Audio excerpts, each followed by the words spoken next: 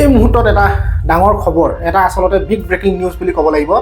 কৃষক নেতাৰ বিদ্যুৎ শইকীয়াই জোনমণিয়ে যিহেতু ন্যায় নাপালে, সেইকাৰণে জোনমণিয়ে ভাই ন্যায় পাবৰ কাৰণে এবাৰ কৃষক নেতাৰ বিদ্যুৎ শইকীয়াই কি পদক্ষেপ হাতত লৈছে, আপোনালোকে আচলতে শুনি আচৰিত হ'ব।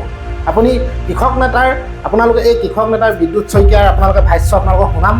কিন্তু তাৰ আগতে যদি কোনোবা নতুনকৈ আপোনালোকে চেনেলটোলৈ আহিছে, চেনেলটোতে লাইক আৰু ছাবস্ক্ৰাইব কৰিবলৈ নাপাহৰিব। তেতিয়াহ'লে আপোনালোকে ভিডিঅ'টো চাওক, কাৰণ আমি সকলোৱে বিচাৰি আছোঁ জোনমণিয়ে যাতে ন্যায় পায়, সেই মাতৃগৰাকীয়ে যাতে ন্যায় পায়, তাৰ বাবে আমি সকলো অসমবাসী ৰাইজে এতিয়াও আমি হাৰ মানি দিয়া নাই, সকলোৱে বিচাৰি আছোঁ। আৰু ময়ো মাত মাতি আছোঁ, আজি বহুত দিনৰ পৰা মাত মাতি ভাগৰি পৰিছোঁ। কিন্তু এই বিদ্যুৎ শইকীয়াৰ ভাষ্য শুনাৰ পিছতে আমি অলপ হ'লেও আমাৰ মনটোত অলপ সকাহ পাম যে জোনমণিয়ে ভাই ন্যায় পাবনে, সঁচাকৈ ন্যায় পালেতো বহুত ভাল কথা, নহয় জানো? গতিকে চাওকচোন আপোনালোকে বিদ্যুৎ শইকীয়াৰ এই ভাষ্য, আৰু তাৰপিছত এটা আপোনালোকে স্কিপ কৰি নাচাব, ৰিকুৱেষ্ট কৰিছোঁ সম্পূৰ্ণকৈ চাওক। তাৰপিছত আপোনালোকে কথাখিনি বিদ্যুৎ শইকীয়াই কি পদক্ষেপ হাতত ল'ব আপোনালোকে গম পাব। গতিকে চাওক। জোনমণি ৰাভাৰ হত্যাকাণ্ডৰ গোটেই ঘটনাটো আচলতে অতি এটা ৰহস্যঘন আৰু সন্দেহজনক ঘটনা আছিলে। আৰু আমি দেখিছিলোঁ যে অসমৰ প্ৰতিগৰাকী সচেতন ব্যক্তিয়ে গোটেই ঘটনাটোক এটা হত্যাকাণ্ড, পৰিকল্পিত এটা হত্যাকাণ্ড বুলি আমি সকলোৱে মানি লৈছিলোঁ।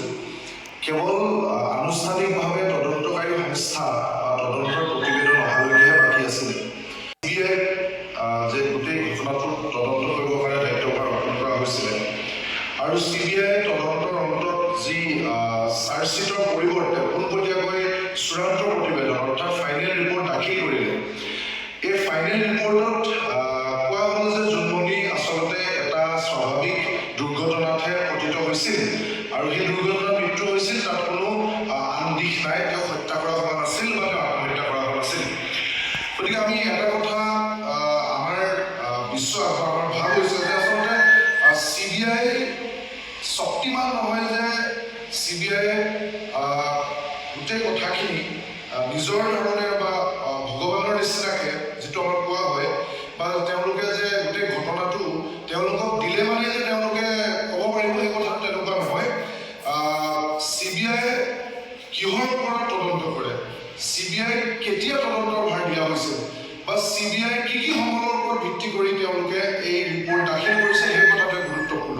আমি দেখিছিলোঁ যে জোনমণি যেতিয়া মৃত্যু হৈছিলে, তেতিয়া ততাতৈয়াকে পৰিয়ালৰ মানুহৰ উপস্থিতিৰ অবিহনে তেখেতক পোষ্টমৰ্টেম কৰিবলৈ লৈ যোৱা হৈছিলে, আৰু ততাতৈয়াকৈ তেখেতক সৎকাৰ কৰা হৈছিলে। খুব কম সময়ৰ ভিতৰতে সৎকাৰ কৰা হৈছিলে। ইমান ডাঙৰ এটা ঘটনা, যিহেতু পুলিচৰ এগৰাকী বিষয়া, গতিকে সাধাৰণ মানুহে কথা বতৰাবিলাক সেই সময়তে প্ৰশ্ন কৰা নাছিলে। কিন্তু আমি দেখিছিলোঁ যে পিছলৈ যেতিয়া সন্দেহ ঘনীভূত হৈছিলে, তেতিয়া আমাৰ ভাৱ হৈছিল যে পোষ্টমৰ্টেম কৰাৰ ক্ষেত্ৰত কিছু সময় ল'ব লাগিছিল, বা আমি সাধাৰণ ঘটনা এটাৰ ক্ষেত্ৰত দেখোঁ যে যেতিয়া হত্যাকাণ্ড বুলি অভিযোগ উঠিলে, পোষ্টমৰ্টেম কৰিবলৈ ঘৰৰ মানুহৰ উপস্থিতি থাকে, ঘৰৰ মানুহৰ চহী লাগে, আৰু ফৰেনচিকক দিয়া হ'লে ডেড বডিটো পৰীক্ষা কৰা হয়। কিন্তু সেই আটাইবিলাক সুযোগ আৰক্ষীৰ ফালৰ পৰা আচলতে নাইকিয়া কৰি দিয়া হৈছিলে। তৎকালে নিয়া হৈছিল PM কৰিবৰ কাৰণে, পোষ্টমৰ্টেম কৰিবৰ কাৰণে, আৰু লগালগ সৎকাৰ কৰি দিয়া হৈছিল।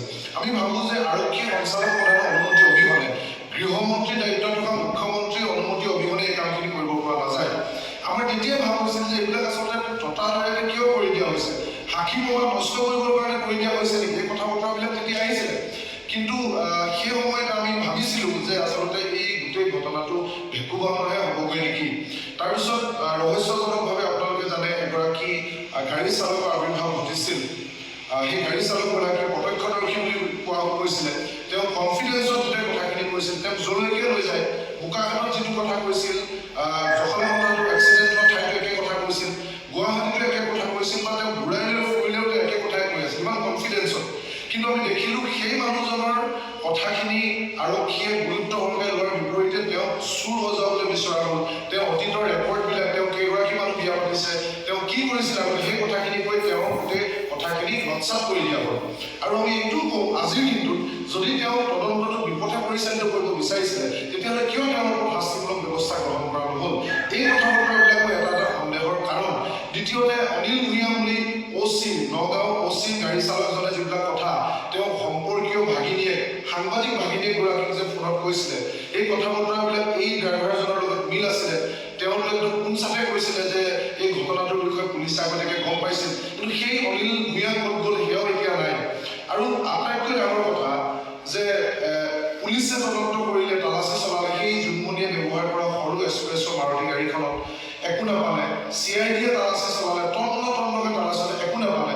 কিন্তু আকৌ 2 মাহৰ বা 3 মাহৰ পিছত CBI সেই গাড়ীখনতে এটা মোবাইল ফোন পালে। আকৌ সেই গাড়ীখনৰ ভিতৰতে মতা মানুহৰ এপাত জোতা পালে 3 মাহৰ পিছত।